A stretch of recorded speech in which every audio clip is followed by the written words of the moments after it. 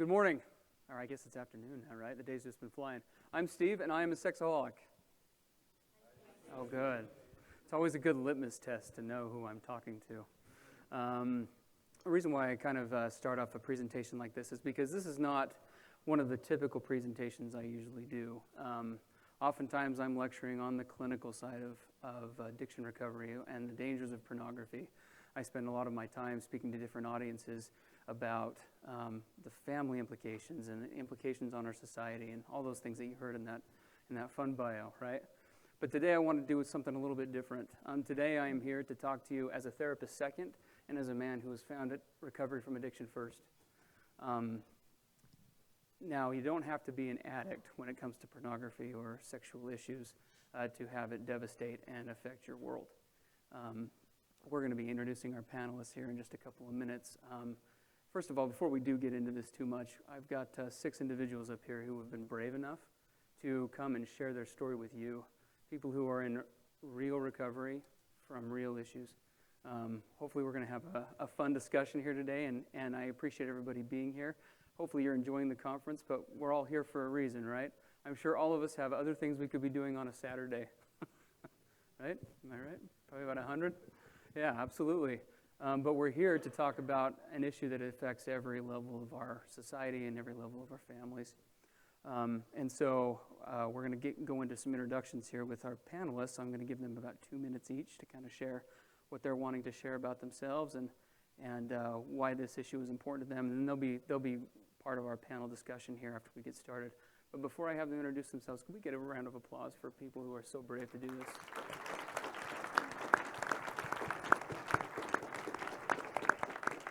Thank you very much, guys. Appreciate it. So before I launch into any of my stuff, well, I guess I will start off with one thing beforehand. So for clients who come to my office down in American Fork, I have this mask that hangs up in my office. Therapists are famous for having knickknacks of random things, it's just stuff to catch your eye or whatever. The mask is probably the thing that's the most valuable thing in my office to me. And the reason why is 12 years ago I was in an undergraduate program finishing up a bachelor's degree on social work. And for me at the time, that was just really expensive therapy to try and figure myself out and my issues, because I had been struggling up to that point with pornography use and eventually addiction for, by that point, about 10 years. And in this class, they asked us to make these masks, and they wanted us to put our true selves on the mask. Right? You guys ever gotten an assignment where it's just like something nebulous like that? That's what psychologists do. What do you think about that? Right?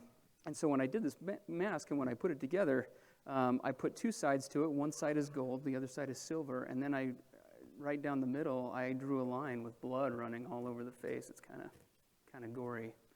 And the reason why I did that, it was because at the time, my world was in serious trouble. My marriage was failing. I was hurting everyone around me. I was reactive. I was full of shame, regret, guilt. I knew I needed help, but I had these 2 sides to me. I had this side that I projected out to the world, this competent graduate student who was doing good things, active in the LDS church, involved in all sorts of different things and kind of fit the mold, right?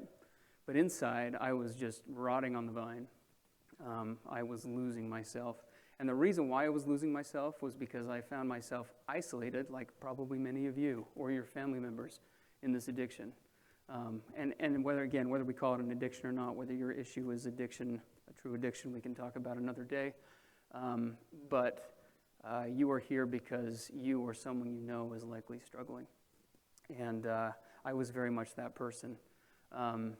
In this book that Mark and I co-authored, The Pornography Paradox, we talk about a lot of different elements of recovery, and we share our stories in a very raw and real way. But one of the things that we talk about in there probably the most is overcoming addiction through connection with God, with yourself, and with other people. And we'll get more into that about what that means. Before we jump any further in, though, I'm really excited for these panelists to go ahead and introduce themselves, and we'll go ahead and, you guys okay sharing mics? Mm-hmm. Perfect. Okay, so go ahead and just take a couple minutes, and we'll kind of go down. Is this on? Yes? Okay. Hi, I'm Teresa, and I am the wife of an addict. And for years, I used to occasionally share a little bit about my life with friends and family, but really felt like I couldn't tell everything. And I really struggled to find a way out of an ickiness that I did not enjoy. And I felt very isolated and alone and afraid. And when I encouraged finally my husband to really seriously get help this time, I wasn't going to tolerate it anymore. And he found therapy, which directed him to a 12-step program, and he started attending a 12-step program. And he came home to me and he said, Teresa, guess what? They have something for partners. And I was so excited, and I couldn't wait to get there. And I walked in, and I was really nervous my first time. But I found these other, at the time it happened to be all women, but men do come as well, share their stories with me about the struggles that they had being the non-addict. And I felt so at home and so excited to be able to be amongst people who truly understood what it was like to be scared and alone and not know what to do about it. And that was what really kept me coming back. And since then, I've had an opportunity to work those 12 steps and realize that the problem wasn't just my husband. The problem was also me. And I really needed to take an honest look at myself and figure out what I was doing in my life that made me so miserable. And I couldn't just blame it on him anymore. And so I love my 12-step program. Hi, I'm Jonathan, and I am an addict, and I am humbled and grateful to be here. One of the most important things in my recovery program is sharing hope with others. That's one of the things that's been most effective for me, and carrying a message of hope. And I only have two tools to do that with. One is the 12 steps, and one is my story. And so by telling my story a little bit today, I'm hoping to be able to carry a message of hope. There's a line in the book Alcoholics Anonymous that he may someday somehow control and enjoy his drinking is the great obsession of every problem drinker. And that is really a summation of what my life used to be like, what it was like before. I knew I could figure this thing out somehow. Somehow I could figure this thing out. I could put the pieces together in such a way that it wasn't a problem anymore. And, I spent probably 30 years trying to figure that out. And there's another line from 12-step literature that I really like. It's the opening line of the book 12 Steps and 12 Traditions. It's the opening line. It's a rhetorical question. Who cares to admit complete defeat? And for me, that's what it took. It took me finally admitting complete defeat and powerlessness over my sexual compulsions, including pornography and other types of behaviors, and acknowledging that I had no power over them, and that I was going to need something above and beyond myself in order to solve the problem, because I had tried every possible thing I could think of. And when my wife strongly encouraged that it was time to finally do something about this, I did start with a therapist, and the thing that got me, the big question that I had for my therapist was, I can abstain for periods of time, months at a time, 6 months at a time. I can abstain from these behaviors. But it just takes 2 minutes, 5 minutes, and an internet connection, and I'm back to where I started. And I remember asking him the question, I'm like, so what's going to be different? What's going to change? I might be abstinent for 18 years, and I'll just go back to square one. What changes? What's going to change? And he said, well, and he gave me a reference to a 12-step program and said, I really encourage you to get involved in this 12-step program. Join a fellowship, get involved with other people, get a sponsor. He said, I've been doing this a long time. I've never found anybody who successfully defeated this by themselves. He said, that's not true. One guy told me he did, but I think he's a liar. So that's what got me into a 12-step program, and it's been absolutely the complete difference for my life. Being in a 12-step fellowship is the thing that makes me know that, yeah, today I'm fine. I could be fine tomorrow. I can be fine 18 years from now. Hi. Okay. Hi, I'm Rachel.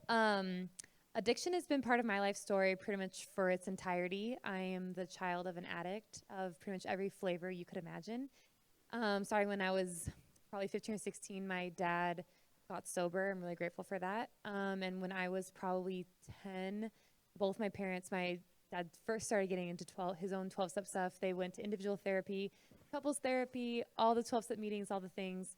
And even though it took a few iterations for both of them to finally get their lives really together, when I look back, there's like a palpable difference in the feeling in my home from when I was around like between 8 and 11, and then when I was like 14 to 16. And I really attribute it to the recovery and support systems that my parents were able to participate in.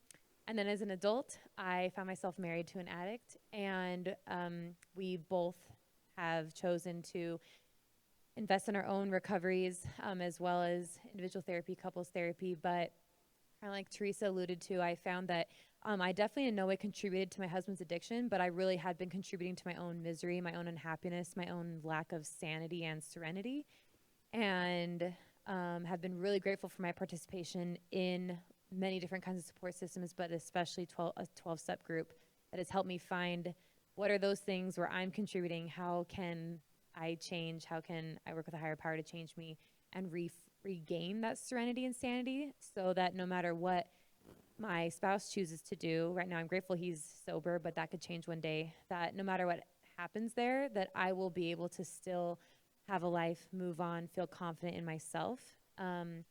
And that definitely is something that I have not been able to do on my own. It's been the wisdom of other people who've come before me in the form of therapists, in the form of sponsors, in the form of just other friends that I've met who, earlier today I was in a breakout where they talked about how it's really important to find somewhere where there's a mixture of different like levels of recovery, because those who are a little bit ahead of you provide you the hope that, wow, if they're going through it, I'm going through, and they are that way, maybe I can too.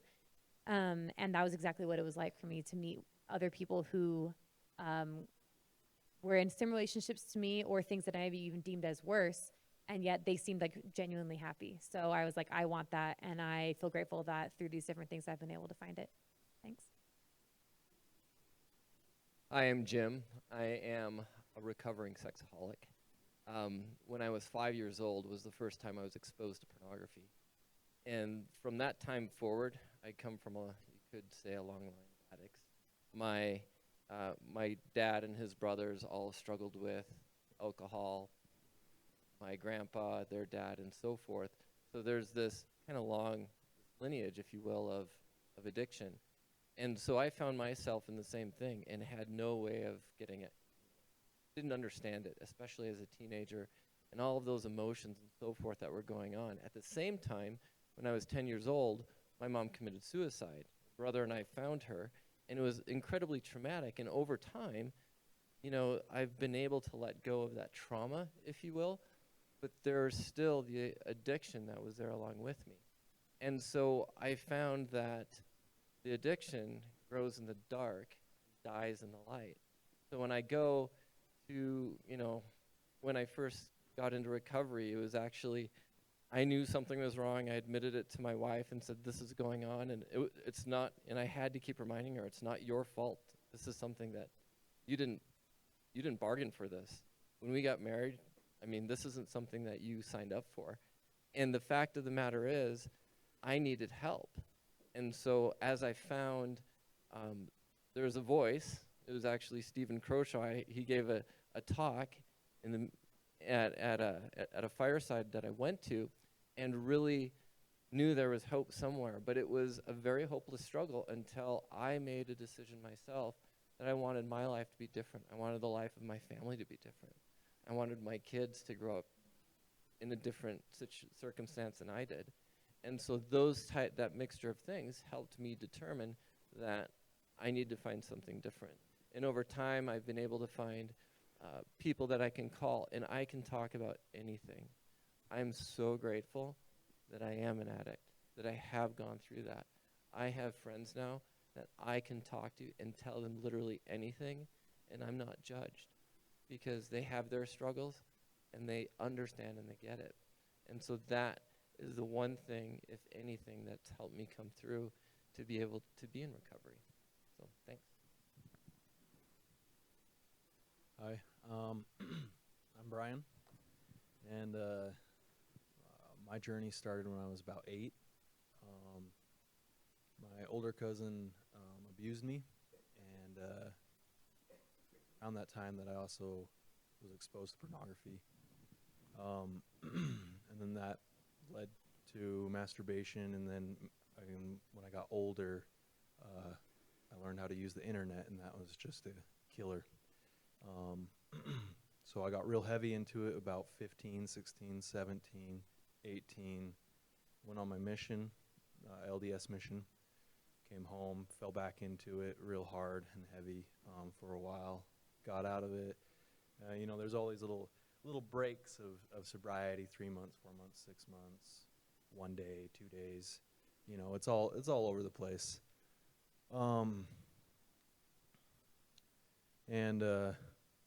You know, I've always been under the attitude that I'm a man, I'm stoic, I'm powerful. You know, like I'm strong. I can do this alone. I don't need anybody. You know, I do my work. I get things done. I don't need anybody. Like I can do this. You know, but 17 years of that, still in the same spot. And so about 4 months ago, I've had a couple talks with my wife, not much, and it's always been her finding out, right? It's never been me bringing it forward, because I don't like to talk about my emotions or how I'm doing. So anyways, about 4 months ago, she discovered me, and that was the worst moment of my life, more so than having a miscarriage and losing a baby, and that's sad to say. And she said, "Get out of the house," kicked me out of the house, and we've been separated for the last 4 months, but she also hooked me up with Steve, and I'm really grateful he is an addict, because I don't think if he was, that I would pay as much attention to him, that I would listen to him. Honesty. I'll finish up real quick and send it on down. But the things that I find to be most beneficial are vulnerability, because for so long I've played that mask. I'm Brian, but I have this dark side that I don't talk about. And so vulnerability, just about everything, about my emotions, about everything, how my day's going, but especially in sobriety and around pornography and thoughts and stuff. Vulnerability with my wife, and then vulnerability with my therapist, and then group. Group has been awesome. I really like groups. I go to 3 different ones. There's an LDS one. There's 12-step programs, also through therapy. There's other groups and whatnot. And being somewhere where you can have an extension of that vulnerability, but with people who get you, understand. They might not have the same addiction or have the same background, but they get it. And that's been really helpful, just to be able to be vulnerable. And so I'll pass it on. I'm Taryn. I'm a sex addict as well. My story, I was abused several times when around the age of 5, and then I got increasingly curious. I was a full-blown sex addict at the age of 10. It got worse and worse. I served a church mission as well for the LDS church. I had no problems there, but when I came back, it just got worse and developed into heavier acting out. But the bottom line is, I don't know if I was born an addict, if it was developed, it doesn't matter. The fact is I am a sexaholic. and I was completely powerless and am powerless over the addiction. I have no choice to act out unless I rely on God. And really what I'm grateful for is that I'm where I am now without hurting people more than I already have. It could have been a lot worse. I have never been married, never been divorced, and I've heard so many stories from other addicts that I never want to experience. It's not necessary to hit rock bottom to recover from addiction. I didn't hit near as low as many other people, and I'm extremely grateful and forever will be grateful to God for that. And there is, to some degree, a choice of turning to God and recovering without getting to that point. And I just wish that more people knew the nature of addiction and the power of 12-step groups, the power that God has in those meetings, and the transformative power that he has in all of our lives when we give our wills to him.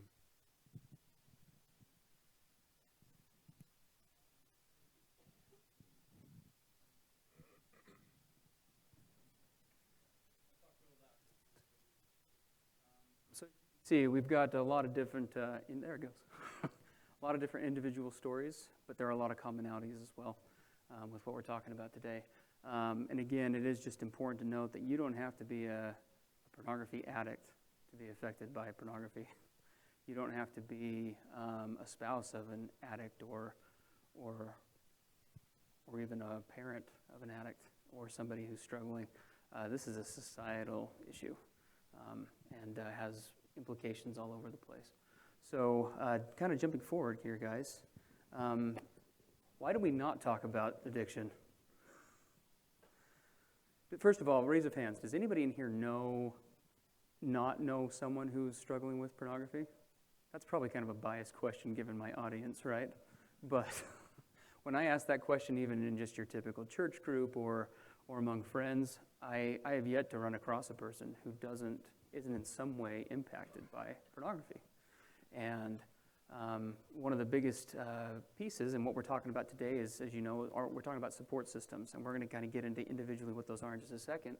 But the big barrier to finding support is isolation.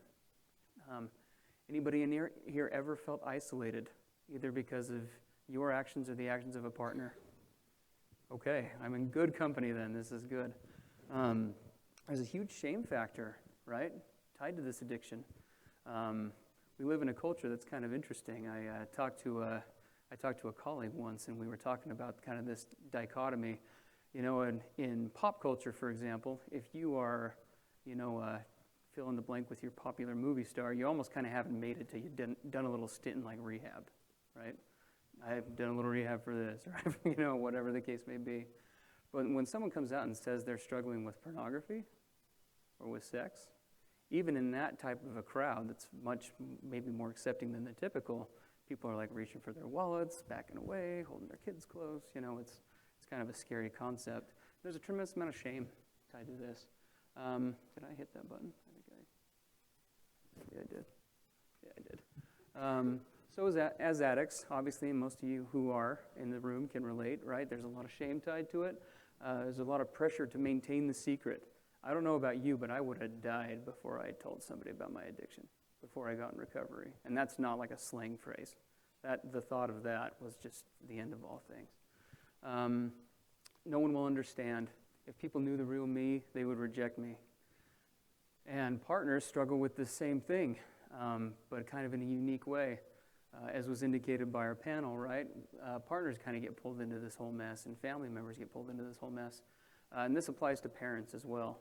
And family members and those close to addicts or people just struggling with pornography or those types of issues find themselves not only keeping their own secrets, but having to keep the secrets of someone else and protect them, protect their image, protect their whatever, because of the same reasons, right? If people really knew us, would they still accept us? Now, I would argue with you that people are probably more accepting than you realize, and we're going to talk about that in a second, but that's a very real fear for all of us, is it not? If somebody doesn't have a fear around that, let me know afterwards. We'll write another book and we'll get rich, okay? And then we can do that, because that one will sell. Other barriers to vulnerability are some of these others that we're going to get into in just a second. And I'll kind of refer to our panelists here who can maybe speak to some of these. But traditional gender identities and attributes tend to get in the way of opening up, reaching out. We live in a culture that's, if you're a man, you got to be a man's man. What's a man's man? Tough, rugged, right? A couple months ago, I had a cold, and my voice went down like 6 octaves. And I was talking to my wife on the phone one day, and she's like, "You sound kind of like Thor." And so I talked in the English accent, like, "You are tiny," right? And it sounded awesome, right? It's a man's man. I don't know that many women would want to be married to Thor. Tough, broad, muscular. Maybe you would disagree. I'm seeing nods and shakes, so maybe I'm wrong. But from that emotional standpoint, right, there's a real cultural setup for us, not just here in Utah, not just here locally, but in general of, tough men don't talk about stuff. They don't open up about things. They aren't vulnerable. They don't get into their issues. We handle our own stuff, right? And that applies to women as well. Cultural things get in the way. Religion and societal expectations. Any of you panel members want to tackle this one? How that's gotten in the way for you in terms of feeling isolated or not being able to open up? Go for it.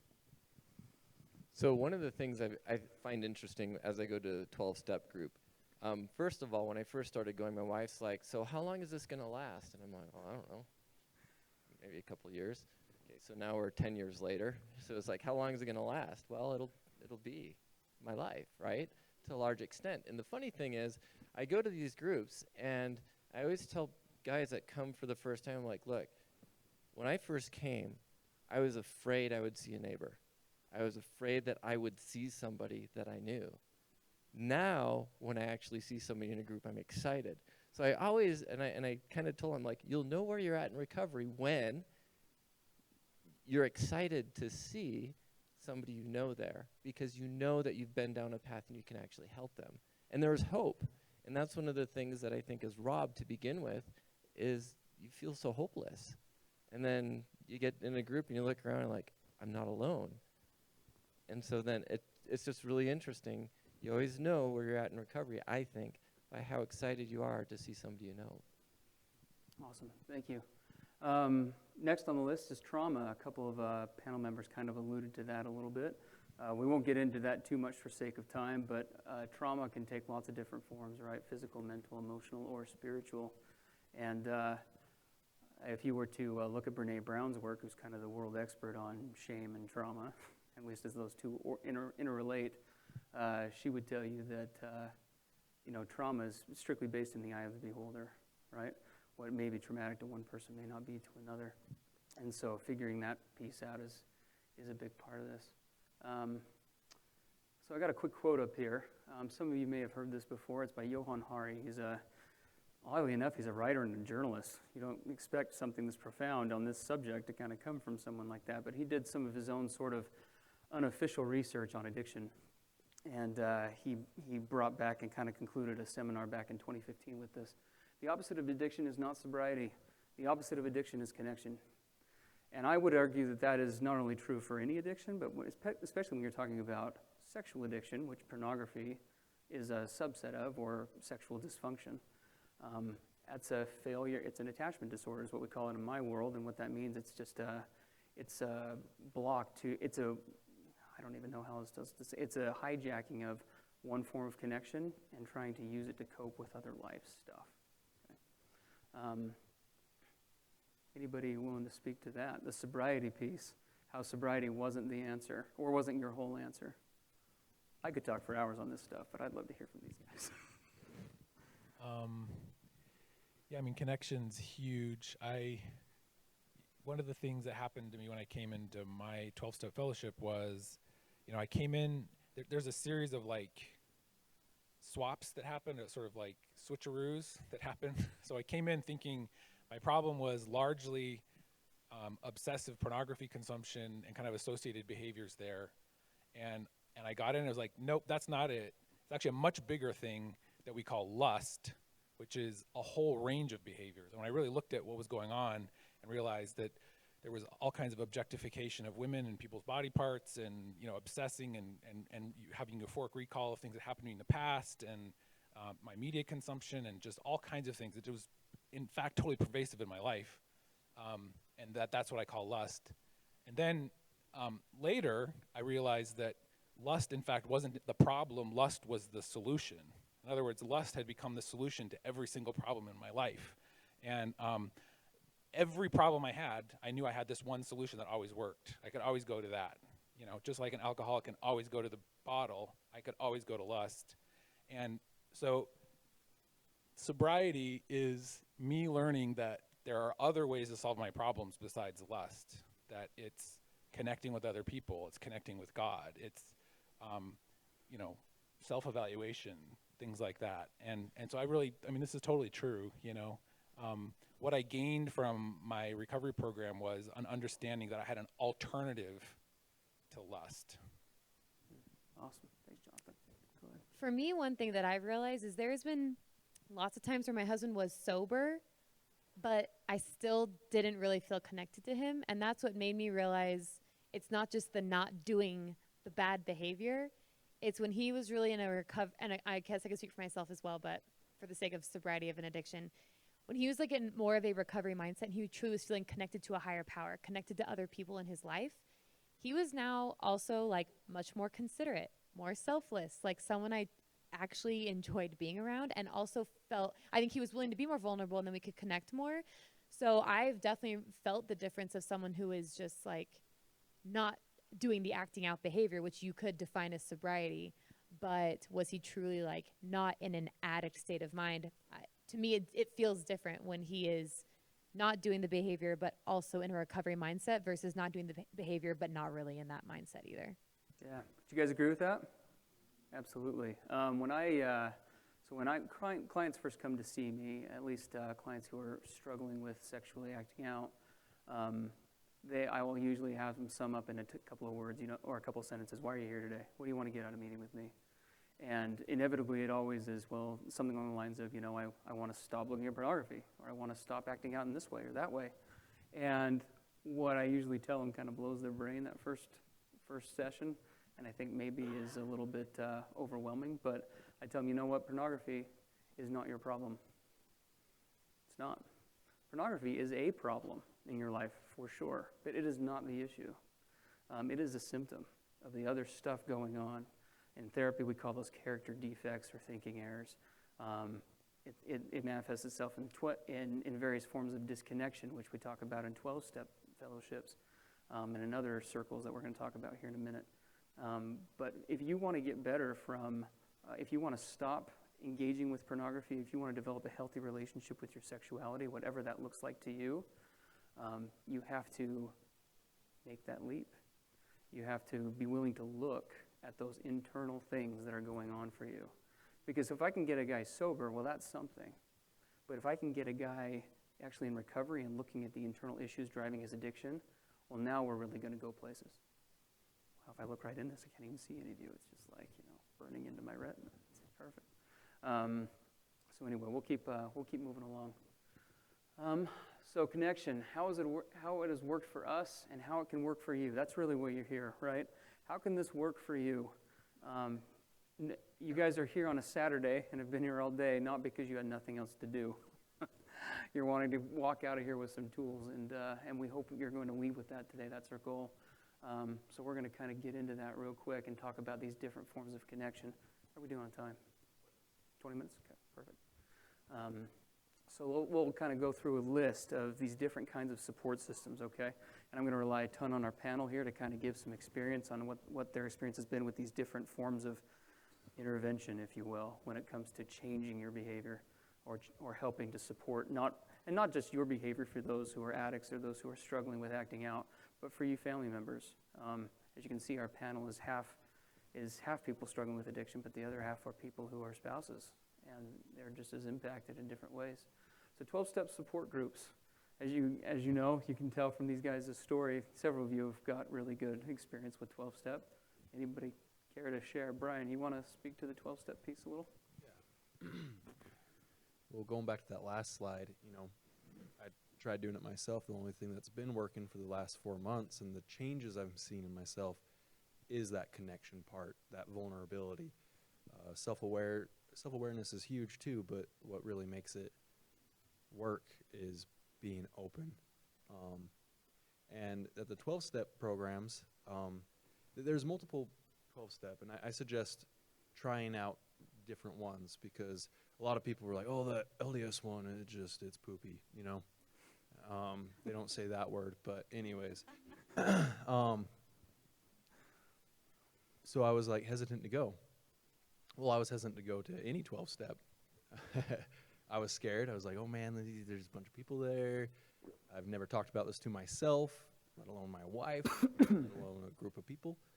But when I went, it was awesome. And I really like the 12-step because you get a little more like nitty-gritty, like you get a little more rough around the edges. And then I also really like the LDS group for me, right? And this is Brian's recovery, not any of your guys's.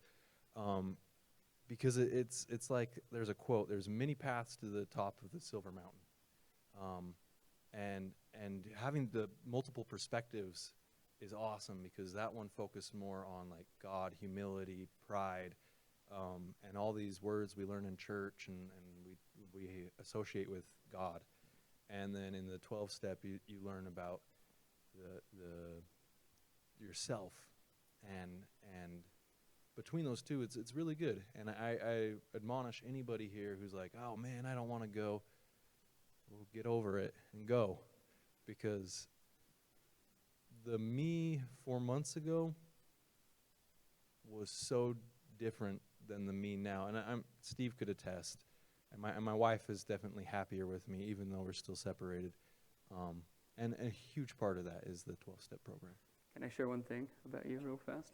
First time you already mentioned you see me, so no breaking of confidentiality, folks. First time I met with Brian, he got kind of frustrated towards the end of the session, and he said, look, man, I just want to stop looking at porn. I don't want to talk about all these feelings. Like, I don't want to get into that. You know, like, let's just talk about like, just help me stop doing this. That'll be fine. Changed a little bit, right? Teresa, go ahead. I want to share from the non-addict side. When I came into a 12-step program, there were 3 C's that we talked about, which really I've clung on to. And that first C is, I did not cause this. That was very eye-opening for me, because I felt like this was my fault. And the second one is, I can't control it. Now, I tried. I did all kinds of crazy crap to keep him out of pornography. And then the third one is, let's see, cure it. I can't cure it. So I'm not the solution to my husband's problem, no matter how awesome I think I am. And then the other thing that is so invaluable is the first 3 steps of our program. I mean, they're all very invaluable, but the first 3 steps are the ones that most of us go back to over and over again. And the first one is really surrender. I can't do this. And it doesn't matter if it's my husband's addiction or my own challenges or my son's addiction. I can't do this. And the second one is, there's someone who can. It's a higher power, and whatever your higher power looks like. For me, it's God. And the third step is, if there is such a power, then I will let him, and I can get out of the way. And that has been so invaluable in my own recovery. Awesome. Thanks, Teresa. Let's see. We'll get into our next one here. So this kind of goes along with 12-step. Taryn, you sponsor, don't you? Well, so I do sponsor one person, but the biggest impact for me was my sponsor. When I first started, I've only had one sponsor, but I was not working the steps and connecting in the way that I should. I actually acted out twice while I was officially being sponsored, and he told me, "Kay, whatever you're doing, it's not working. So you need to find some new dailies and tell me what else you're going to do, and come back to me, send me an email of what you're going to change. And you're also going to be on a 2-week probation. If you act out again, then I won't be able to sponsor you because my way isn't working for you and you're not listening to what I say." So I put a lot of effort into prayer and changing my dailies. And then I also told him that whatever I wanted to do, it wasn't working. So I told him that I would do whatever he wanted me to do. He said that my new dailies were good, and he required me to go to at least 3 meetings a week. One was in Murray, and I hate driving. So this is why I think that him telling me to go to the Murray meeting was inspired of God, because that one action of going to the meeting, besides the fact that it was a great meeting, is that I had to give away my will to someone else. Do something that basically put myself in a position of powerlessness in his hands, do whatever he wanted me to do, and forget my own life. And since that point, I haven't acted out since. And by using the things that he's taught me, I've been blessed to be able to sponsor. Right now I'm sponsoring one guy, and he has received similar benefits that I have from the blessings of God in that style of sponsorship. Awesome. Thanks, Terry. Can I make a quick comment? Yeah, quick. Yeah, go ahead. Sponsorship's been huge for me, both having a sponsor and sponsoring. I often tell my sponsees when they call me, they say, "Oh, thanks so much for helping me out." And I'm like, "No, you're helping me out. I do this for me. If you thought this was for you, like, you got it wrong. This is for me." So, but you know, I did try working the steps before I came into the fellowship by myself. I thought, why not? I could just work the steps by myself, and it didn't really work out very well. And I've been meditating on that. I think, you know, there's a phrase that we use in 12-step fellowships, you spot it, you got it. It basically means if I see a behavior in somebody and I notice it, it's probably something that I have in myself. In fact, you spot it, you got it, it makes you mad, you got it bad, right? So I think the reverse is true, though, and that is if you got it, you spot it. In other words, there are a lot of things that I have in my life that I have a really hard time seeing, but because my sponsor has exactly the same problems, he sees them right away. He sees right through the BS really fast and can kind of call me out on it. And that's been really important. Sure. Thank you. Hey, sorry, just real fast. I also want to say sponsors are not just for addicts. I have a sponsor in my 12-step program. I attended 12-step meetings for years just to go and have friends. And until I got a sponsor who helped me work the 12 steps, that's when I really started to have change in my life. So sponsors are definitely not just for addicts, but for anyone who wants to have change in their life. Awesome. Awesome. So the next one we're going to talk about here for just a second is therapy-based support groups. I'll just say 2 seconds on this since this is what I do. Every Tuesday morning and Tuesday afternoon, in the morning it's with men, and in the evening it's with women, I sit down and guys show up at 7 a.m. And now it's freezing cold at 7 a.m.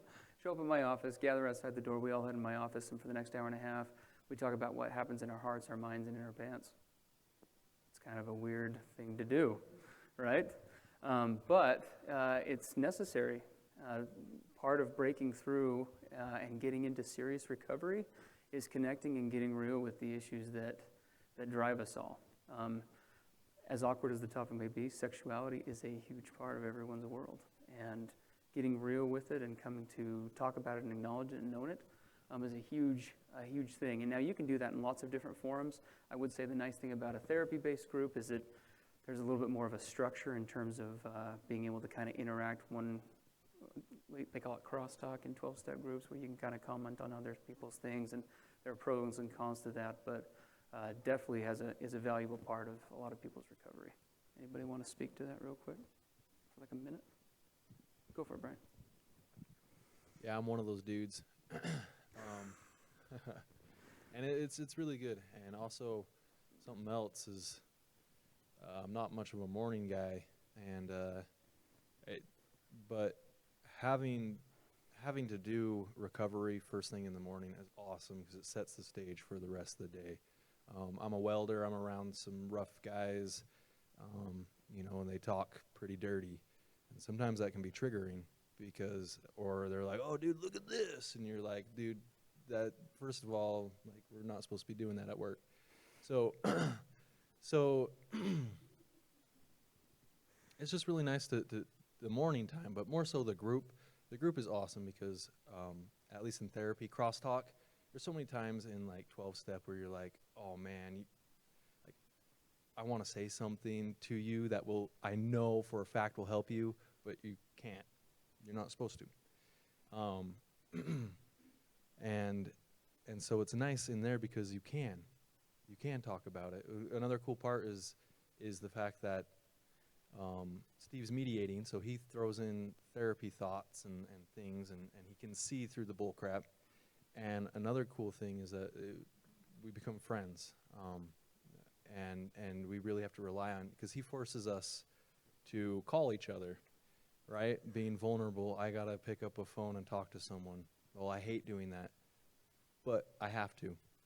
And ultimately, I've never received or put out a phone call to somebody that I wasn't grateful at the end for. I always feel better inside, even though there's anxiety around it, even though I don't want to talk right now, even though I'd rather be doing something else.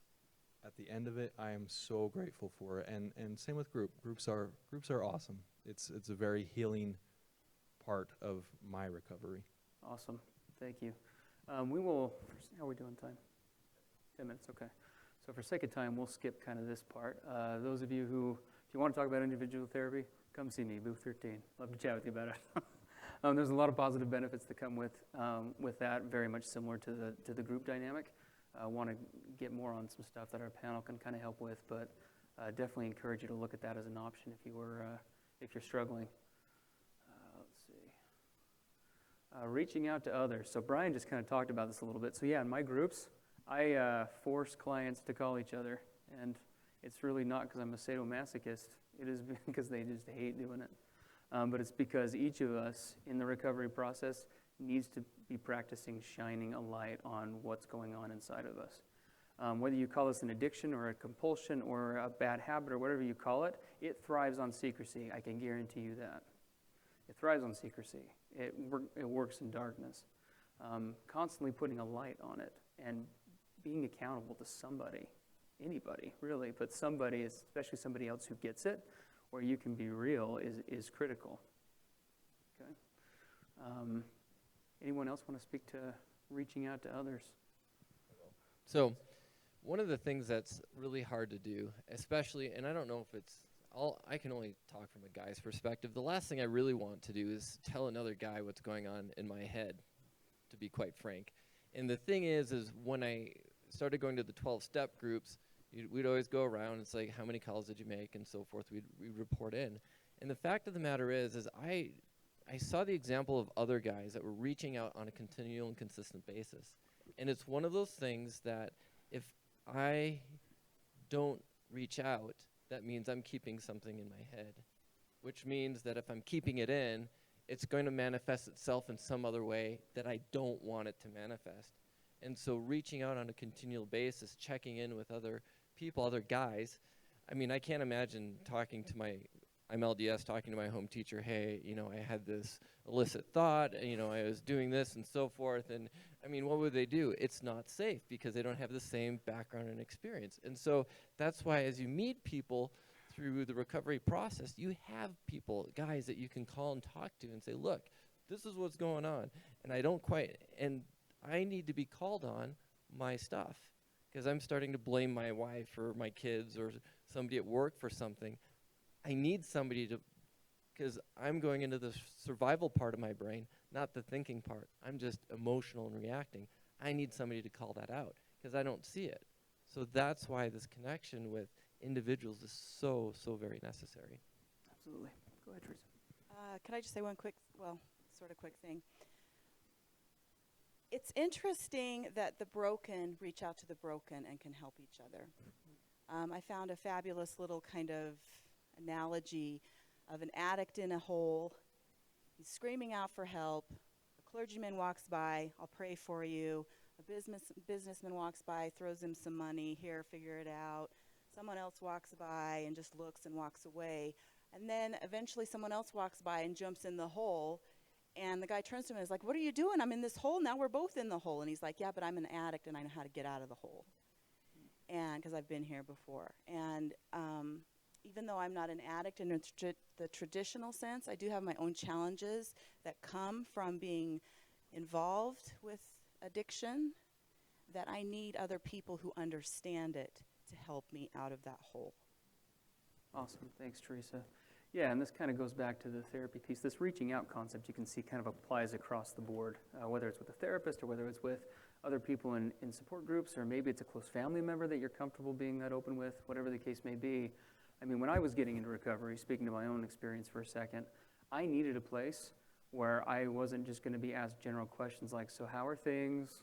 It's been a good week, it's been a bad week. I needed a place where I could sit down and say, no, I've masturbated 3 times this week, I've looked at pornography for 6 hours, I hate myself, and I acted out, the last time I acted out was 5 minutes ago in your restroom. I needed somewhere to do that.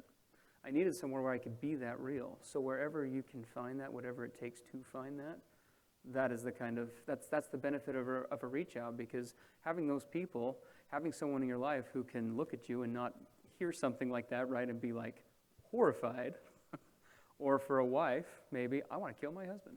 I am going to kill that man. He has betrayed me too many times. I am going to kill him. I'm going home and I'm killing him today. Now, they're usually talking facetiously. If not, that's another discussion. But there's that feeling of frustration, but they can't be that real with their spouse.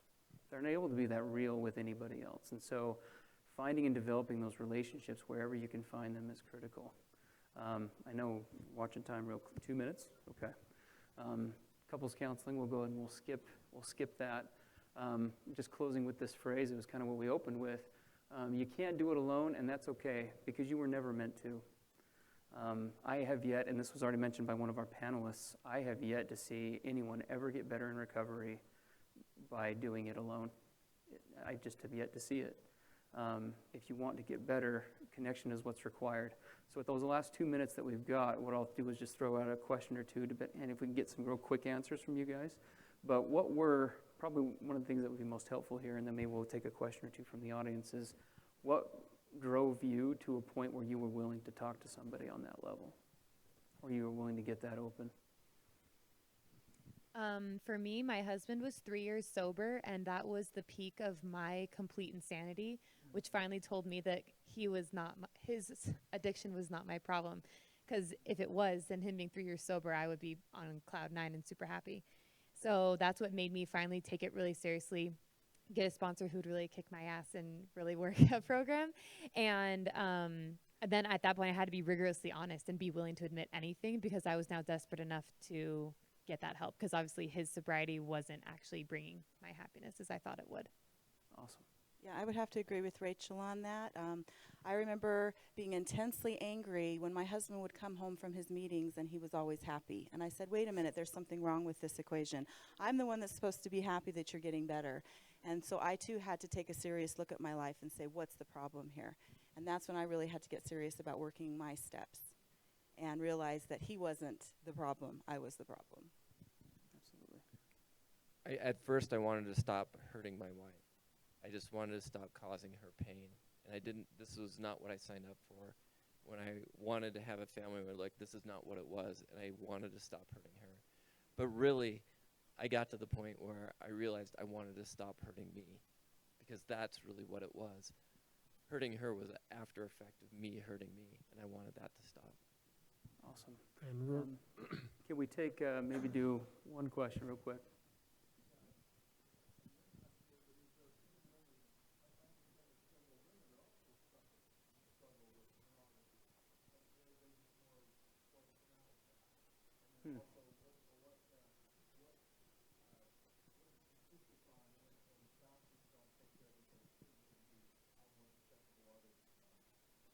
How much more susceptible are they to what?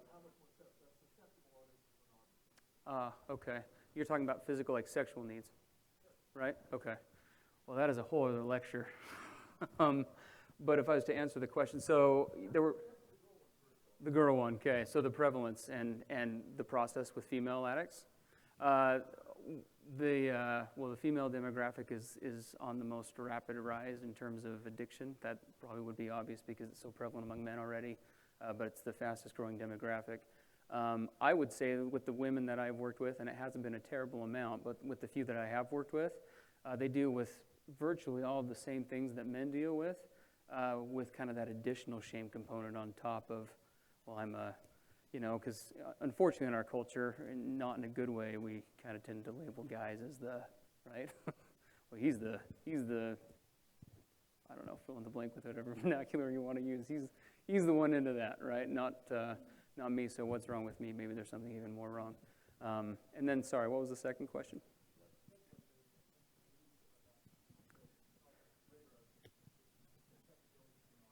Got it. Okay. So, that's a delicate, like I said, delicate question. If I'm giving you a real short answer, and we'll head over here and we'll close up with Jim, I would say that needs is a relative term.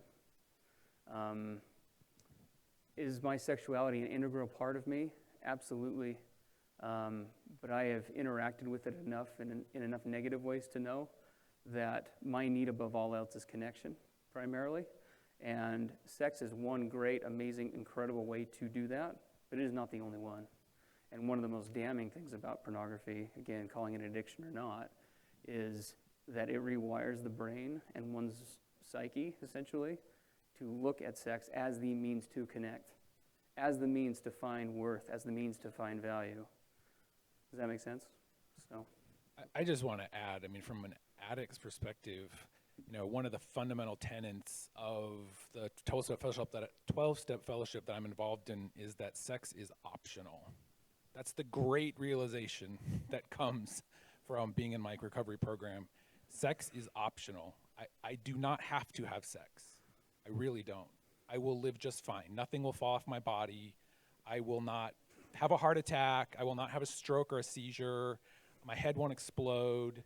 Like, it really will be okay. It will be just fine. And, my wife and I have gone through periods of voluntary abstinence where we've just decided, hey, for now, we're just not going to do this thing. We're going to focus on other parts of our relationship.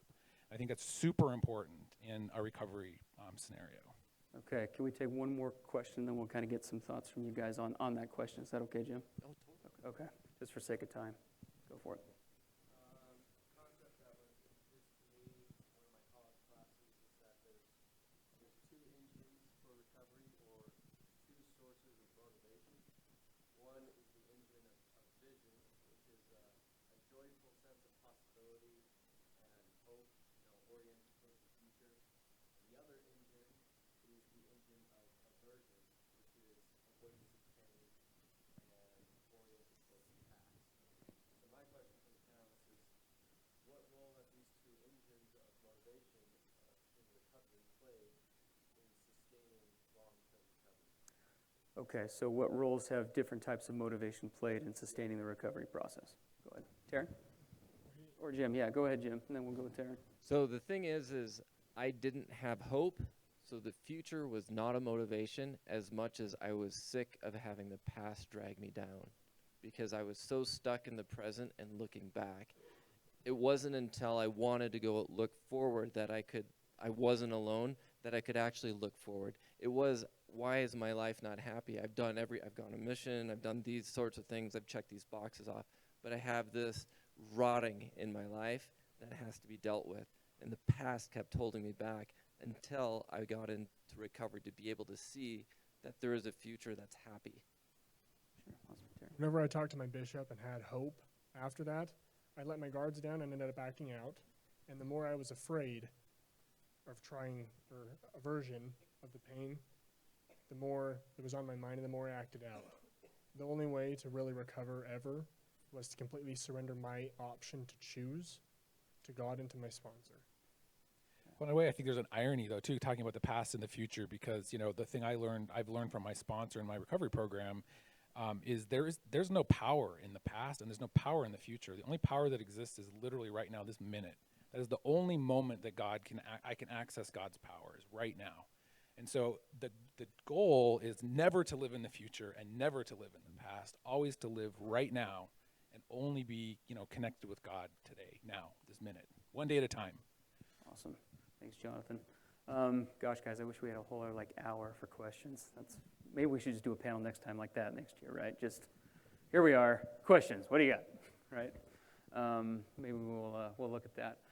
Just this last slide is just, I've got some popular 12-step type support groups here in the state. This is not an inclusive list by any means, so nobody be offended if yours isn't included or your favorite.